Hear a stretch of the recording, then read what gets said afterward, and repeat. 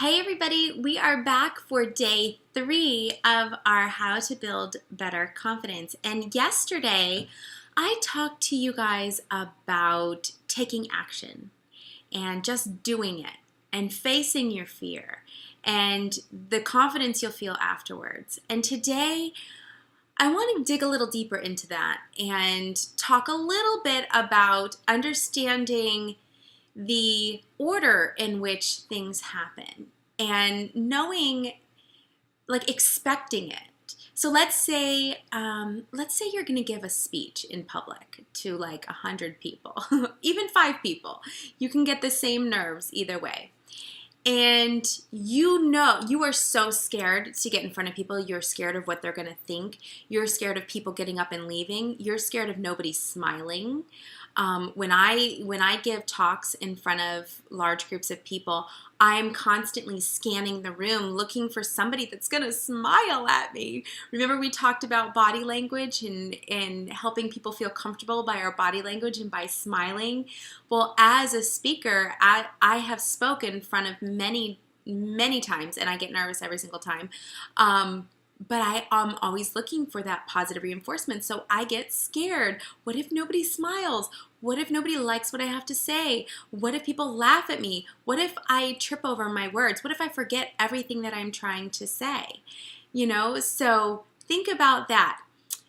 So right before you give a speech, you are going to be shaking.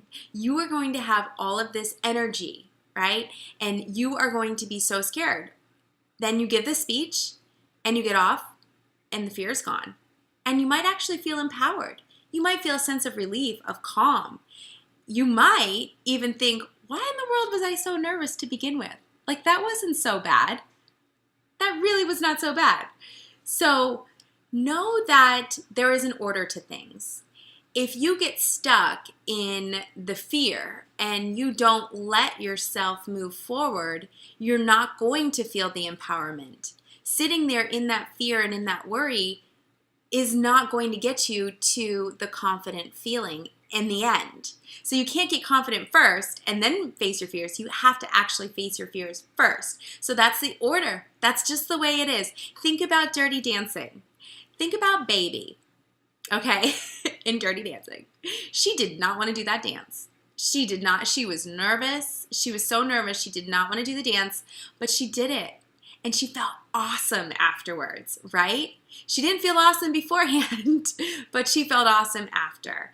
And it came from facing and doing, taking action, and then feeling the confidence after. So when you start to realize that that's just the natural order of things, that's just how it is. There is no two ways about it. You can see that it's okay and that you will get to that confident point once you face your fears. There's a book called Facing Fear and Finding Freedom by Reba Hoffman. You can get it on Kindle for $2.99. Facing Fear and Finding Freedom by Reba Hoffman. There's another one. It's a faith-based book by, I think, Joyce Meyer. But this one specifically, and I'm sure that's wonderful too. I didn't read that one. But this one by Reba Hoffman, Reba, R-E-B-A, whatever, schmeazel, schmazel, I don't know. She basically talks about fear being temporary. I mean, we know that, right? So fear, we're not living in fear our entire life. If we are, all day, every day, then we need to seek therapy. That's something different.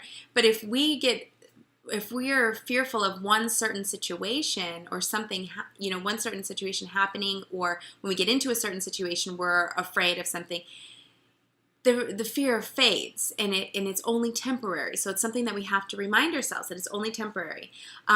Fear produces energy, right? You get that that shaky, in your pit of your stomach. I know exactly the feeling when I used to try out for cheerleading, when I had cheerleading tryouts every year. I remember that feeling, that super nervous. It took over my entire body. But that energy came out. As soon as I was on, as soon as we said, ready, set, go, and I had to do the cheer or do the dance, that energy from that fear and from those nerves and anxiety, that all gave me energy. So think about using that energy that you feel in your body and using it for something good. Figuring out a way to harness that energy.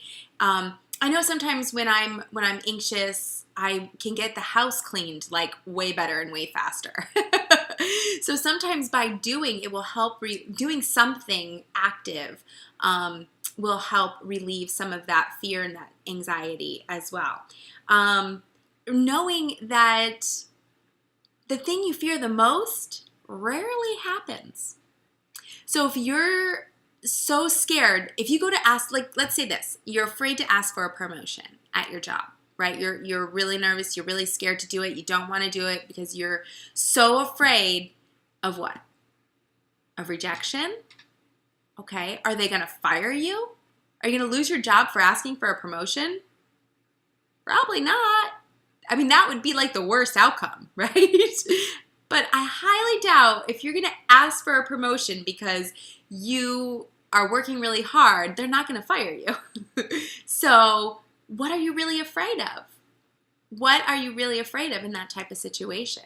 So realize that the thing you fear the most, whatever it is, and try to figure out what exactly are you afraid of, because sometimes you don't know.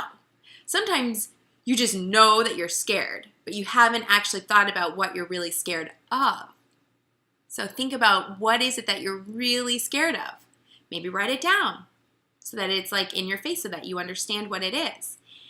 And know that whatever that is, it rarely happens. And if it does happen, okay, so now you know. Now you know. Now the fear's gone because now you have your answer. Now you know the outcome, right? The other thing she says is that pretty much everyone feels afraid of most situations. Almost everybody is scared and afraid of public speaking, is scared and afraid of, being rejected. So knowing that you're not alone, you are not alone. Maybe that will help you. Maybe that will help you. Okay? So I hope you understand the way it works. You have to take action in order to feel confident. I know we beat that dead horse, right? So the next thing I want you to think about is, in order to feel confident, let's say with public speaking, again, going back to that scenario, is when you're really super prepared, that will help alleviate your fear. And that will help you reduce that anxiety and feel a little bit more confident. You may not feel super confident, but you'll feel a little bit better, and it will help reduce that anxiety and reduce that stress and reduce that fear feeling, right? So prepare, over prepare, practice in front of a mirror. If you're going to ask somebody out on a date, let's just say, I know most of us are married, but going back to those days, you get nervous or whatever for the guys, I guess. I mean, girls ask people out on dates too. I don't know what made me think of this, but anyway, I'm going with it. So you feel super nervous. Practice in front of a mirror. Write it out. Write it out exactly what you're going to say, word for word. Now, if you're going to talk in front of a large group of people, reading might be helpful. Reading your notes. The CEO of our company, so I work for a company called Beachbody, if you didn't know, the CEO of our company, when he was on stage in front of 25,000 people. Think about the nerves that guy must have been feeling. He had no cards. He had no cards. He was not ashamed. He had no cards. He had teleprompters, I'm sure. He had the big screen TVs. So if you need backup, that's okay. Don't feel like you can't use some like lifelines. You know what I mean? So just know the order in which things happen, like you'll feel awesome after it's over, and knowing that if you over prepare for the thing that you're fearing, to know that that's going to help you get more confidence, then do it. Prepare, prepare, prepare. Rehearse and go over it, write it down in your own words, and hopefully that will help you to feel more confident. I hope this lesson today helped you in some way, and you don't have an assignment today. Watching this video was your assignment. And if there's any assignment that you haven't done yet this week, use this opportunity to finish up those assignments. And I will see you tomorrow. Have a great night.